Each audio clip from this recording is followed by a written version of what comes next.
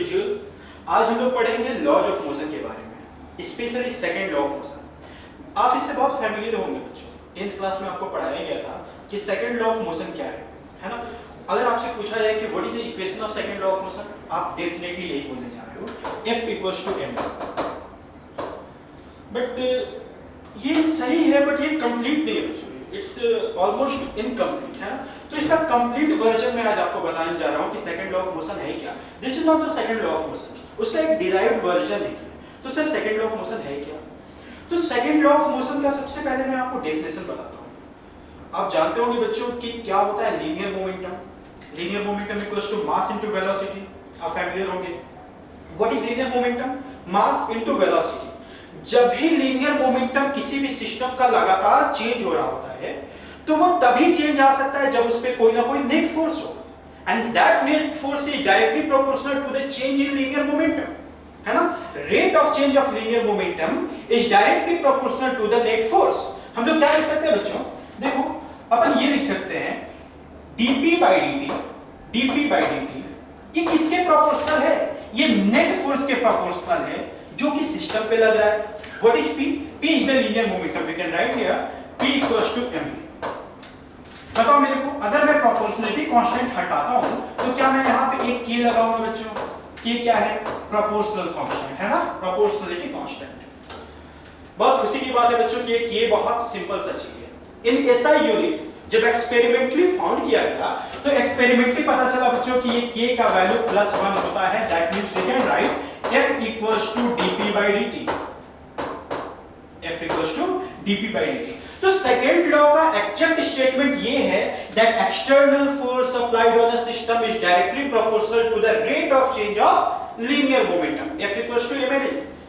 तो अब आप पूछोगे कि सर इसका मतलब टेंथ में पूरा गलत पढ़े थे। तो ऐसा बिल्कुल नहीं है बच्चों, वो आपने गलत नहीं पढ़ा था, उसका डिराइव्ड वर्जन पढ़ा था। अब सर डिराइव्ड वर्जन क्या है?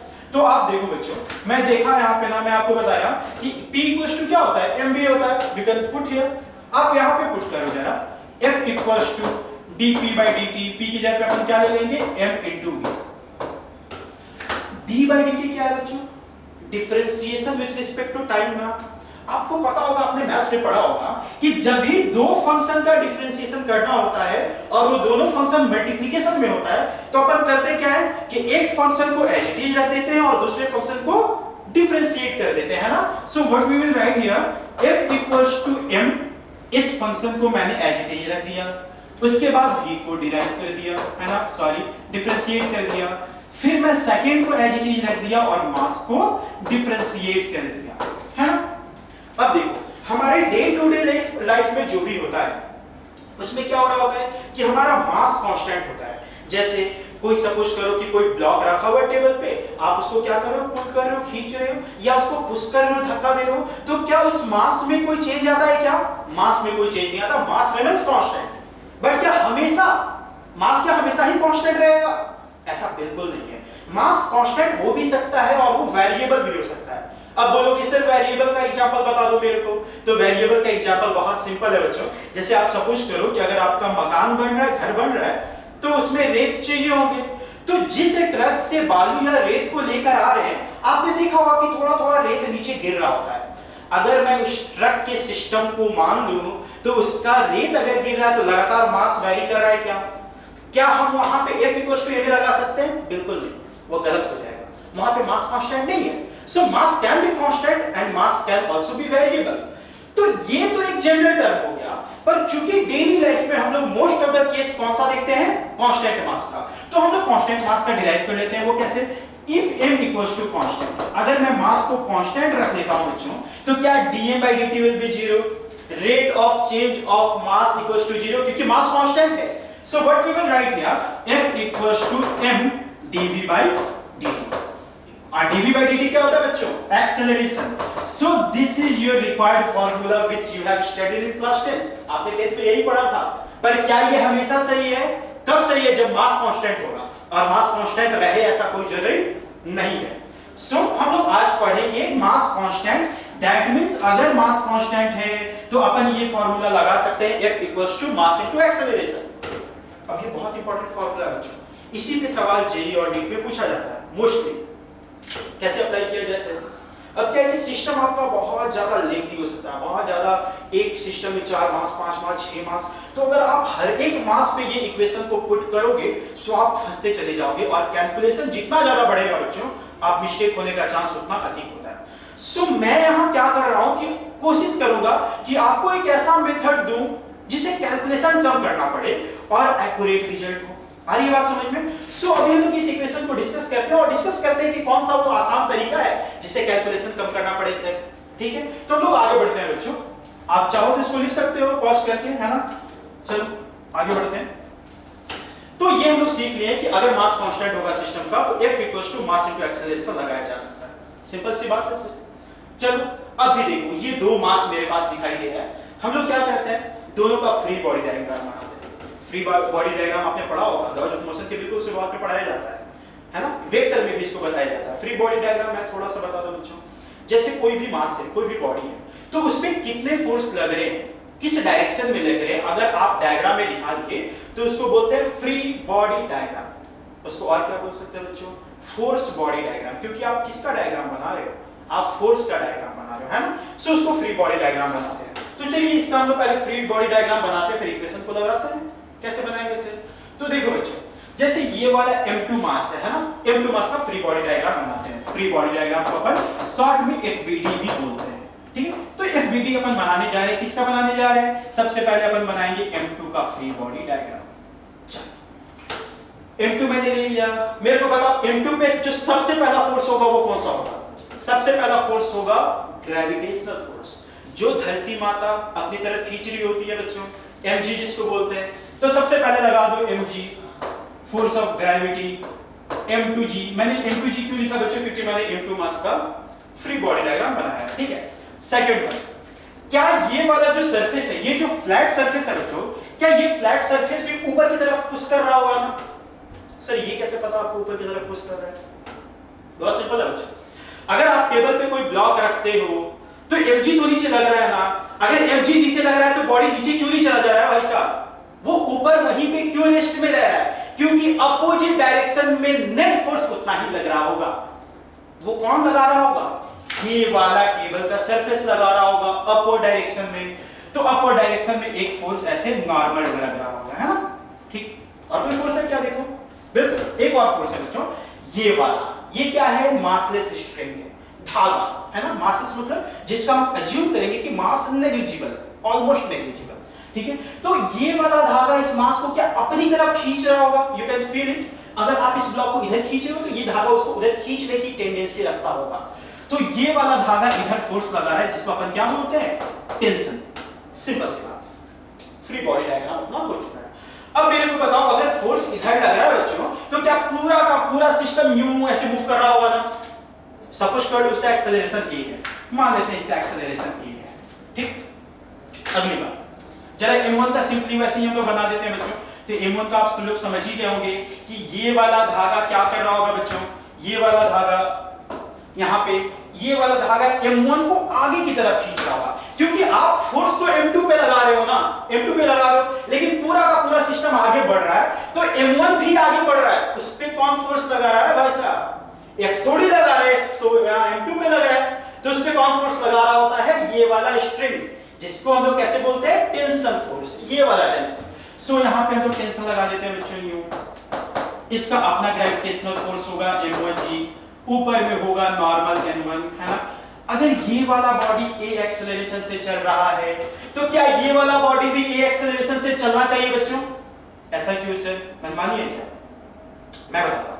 अगर इसका एक्सेलरेशन ज्यादा हो गया बच्चों इससे, तो भाई साहब भागा गया टूट, कोई फायदा नहीं होगा, सिस्टम ही खराब हो जाएगा आपका। इसका मतलब अगर इसका एक्सेलरेशन a होगा तो इसका भी एक्सेलरेशन a होगा, तभी धागा बना रहेगा, है ना। सो इसका भी एक्सेलरेशन a ही होगा, इसका भी एक्सेलरेशन बच्चों इस डायरेक्शन में a ही होगा। That's all about free body diagram. अब बहुत सिंपल है बच्चों। चलो इसके लिए इक्वेशन लिखते हैं, F equals to mass into acceleration, और इसके लिए लिखते हैं, मेरे को बताओ ये सिस्टम क्या इधर की तरफ मूव कर रहा है ना। अच्छा m2 पे एक और फोर्स तो लग रहा था ना बच्चों, F2, जो ये एक्सटर्नल फोर्स F लग रहा था। तो मेरे को बताओ पॉजिटिव x डायरेक्शन में, पॉजिटिव x डायरेक्शन में नेट फोर्स कितना है? F आगे की तरफ लगा, मेरे को फार्मूला पहले लिख के बता दो। F net equals to mass into acceleration। उस डायरेक्शन में फोर्स F लग रहा है, पर ये वाला T उसको अपोज कर रहा है, तो नेट फोर्स आप कैसे लिखोगे? F plus T लिखोगे या F minus T लिखोगे? बिल्कुल सर, अपोज कर रहा है ना, सपोर्ट थोड़ी कर रहा है मोशन को, सो मैं माइनस में लिखूंगा। Very good, F minus T equals to m2 into a and this is the equation number 1। Clear है? आगे बढ़ते हैं। इस सिस्टम में लिखो ऐसे ही। इस सिस्टम में पॉजिटिव एक्स एक्सिस की तरफ नेट फोर्स क्या लग रहा है? केवल टेंशन लग रहा है, सो कोई लोड ही नहीं है बच्चों। सो सिंपली हम लोग T equals to mass into acceleration and this is equation number 2। अब मेन खेला शुरू होता है बच्चों। मेरे को बताओ, आपको क्या क्या पता था यहाँ पे? नोट टर्म क्या क्या था? M1 पता था, M2 पता था, G पता था। आपको क्या पता नहीं था? ये T पता नहीं था और A नहीं पता था। आपके पास दो अननोन है। कितना अननोन है बच्चों? यहाँ पे मैं लिख देता हूँ अननोन। कौन कौन सा? T और एक्सेलरेशन। दो अननोन है और दो इक्वेशन है। क्या हम सॉल्व कर सकते हैं? 10th में आपने पढ़ा होगा, इक्वेशन फॉर टू वेरिएबल। जब दो वेरिएबल हो, दो इक्वेशन हो, तो हम लोग सॉल्व कर सकते हैं। सॉल्व करते हैं, कैसे करेंगे सॉल्व? आप इक्वेशन नंबर 1 और 2 को ऐड कर दो। इक्वेशन नंबर 1 प्लस 2 को अगर आप ऐड करते हो तो देखो इक्वेशन नंबर 1 में क्या है? F minus T, यहाँ पे T, तो F minus T plus T क्या हो जाएगा? F, क्या T कैंसिल आउट हो जाएगा? सो F equals to right hand side वाला को ऐड करो तो m1 plus m2 into a। क्या आपको एक्सेलरेशन आता हुआ दिखाई दे रहा है बच्चों? मैं इसको यहाँ पे लिखता हूँ, एक्सेलरेशन कितना आता हुआ दिखाई दे रहा है? F by m1 plus m2 and this is our required result। ये अपना रिजल्ट है बच्चों, एक्सेलरेशन, है ना? अगर सपोज करो आपसे टेंशन पूछ दिया होता तो आप टेंशन कैसे कैलकुलेट करते? बहुत सिंपल है। कैसे? सेकंड वाली इक्वेशन में पुट कर दो ना सर, टेंशन आ जाएगा। आप यहाँ पे m1 से मल्टीप्लाई कर दो, टेंशन आ जाएगा। सो हमारा दोनों अननोन सॉल्व हो चुका है बच्चों, अपना यही तो एम था ना। क्लियर है? सिमिलरली बच्चों हम लोग इसमें भी एक्सेलरेशन फाइंड करेंगे। आप देख पा रहे हो ये स्मूथ सरफेस है, एक मास m2 है, एक मास m1 है ना? ठीक। अब आप मेरे को बताओ, आपको क्या लगता है ये सिस्टम किधर जाएगा? इधर तो नहीं जाएगा, जाएगा तो नीचे ये वाला। अगर ये वाला नीचे इधर जाएगा तो ये वाला मास इधर आने वाला है। क्लियर है ना? चलो देख, सबसे पहला काम free body diagram. Free body diagram बना लेते हैं अपन। फ्री बॉडी डायग्राम कैसे बनाएंगे बच्चों? देखो, सबसे पहले हम लोग बनाते हैं m1 का। m1 का फ्री बॉडी डायग्राम बनाओगे तो बताओ मेरे को, क्या एक टेंशन इधर आएगा? क्यों आएगा? ये धागा वाला फोर्स। दूसरा फोर्स इधर आएगा, कितना? m1g gravitational force. तीसरा जो सरफेस लगा रहा होगा उसको बोलेंगे n1 ऊपर की तरफ। हम मान लेते हैं बच्चों कि ये पूरा का पूरा सिस्टम जो है ना वो a एक्सेलरेशन से आगे बढ़ रहा है, मतलब ये भी a एक्सेलरेशन से और ये भी a एक्सेलरेशन से आगे की तरफ जा रहा है। ठीक, तो मान लेते हैं कि ये a एक्सेलरेशन से आगे जा रहा है। अगर मैं इसका फ्री बॉडी डायग्राम बनाता हूं बच्चों m2 का, तो m2 में बताओ कौन कौन सा फोर्स लग रहा है? एक तो सबसे पहले नीचे की तरफ फोर्स लग रहा है ना, कितना फोर्स लग रहा है बच्चों बताओ? यहाँ पे लग रहा है m2g, और ऊपर की तरफ ये जो धागा फोर्स ऊपर की तरफ लगा रहा है जिसको हम लोग T बोल रहे हैं, और ये भी नीचे a एक्सेलरेशन से आ रहा है। क्लियर है? फ्री बॉडी डायग्राम का काम खत्म। अब लिखेंगे इक्वेशन। बताओ इक्वेशन क्या होगा? m2g नेट फोर्स नीचे की तरफ जा रहा है ना, सो ये वाला फोर्स उसको मोशन प्रोवाइड कर रहा है, तो क्या लिखोगे? नेट फोर्स में m2g माइनस t। माइनस क्यों? क्योंकि वो अपोज कर रहा है m2a, इक्वेशन नंबर 1। सिमिलरली यहाँ पे बताओ, क्या उस डायरेक्शन में एक ही फोर्स लग रहा है t, उसको आप क्या लिख सकते हो? m1 into a, equation number 2। Again problem is same बच्चों, अननोन आपके पास टेंशन है और एक्सेलरेशन, दोनों को सॉल्व कर दो। दो इक्वेशन है, ऐड करोगे एक्सेलरेशन आ जाएगा। बताओ दोनों को ऐड करने के बाद क्या आएगा फटाक से? m2g minus t plus t, t cancel out, तो बच गया बच्चों मेरे पास m2g। यहाँ पे क्या बच गया? m1 plus m2 into a। so acceleration will be m2g by m1 plus m2। Simple सी बात है सर। क्लियर है? एक और सवाल ऐसा ही करते हैं बच्चे, वो भी बहुत आसान है ना? देखो बच्चों, ये क्या है? आपने गांव में देखा होगा, इसको पुल्ली बोलते हैं, जिससे पानी खींचते हैं ना, मामी चाची लोग पानी खींचती हैं गांव में, इसको पुल्ली बोलते हैं बच्चों। तो ये m1 m2, सपोज करो कि m2 भारी है, m1 थोड़ा हल्का है, तो ये क्या m2 नीचे जाना चाहेगा, m1 ऊपर जाना चाहेगा बच्चों, है ना? m2 क्या होगा? नीचे जाना चाहेगा, m1 ऊपर जाना चाहेगा। तो मेरे को इसी दोनों का एक्सेलरेशन बताना है। पहला स्टेप बताओ फ्री बॉडी डायग्राम, दूसरा स्टेप बताओ इक्वेशन, तीसरा सॉल्व करना है। तो पहले फ्री बॉडी डायग्राम बनाते हैं बच्चों m1 का। मेरे को बताओ m1 का फ्री बॉडी डायग्राम क्या होगा? नीचे में सर m1g, ऊपर में सर टेंशन जो कि धागा लगा रहा होगा। सेकंड बच्चों m2g, और ऊपर में टेंशन t। अपन क्या मान रहे हैं कि m2 नीचे जा रहा है, तो अपन मान लेते हैं कि इसका एक्सेलरेशन नीचे a है और इसका एक्सेलरेशन ऊपर a है। बताओ इसका इक्वेशन क्या होगा? F net equals to mass into acceleration।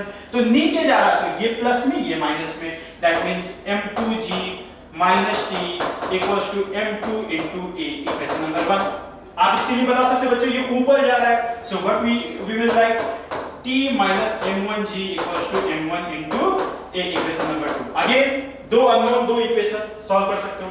Add कर दो बच्चों, इसको ऐड करोगे देखो माइनस टी कैंसिल आउट हो गया, बचा क्या m1 minus m2g equals to m1 plus m2g। I hope आपको ये समझ आ रहा होगा बच्चों, और एक्सेलरेशन हमारे पास आ चुका है m2 minus m1g by m1 plus m2, and that's all about this problem।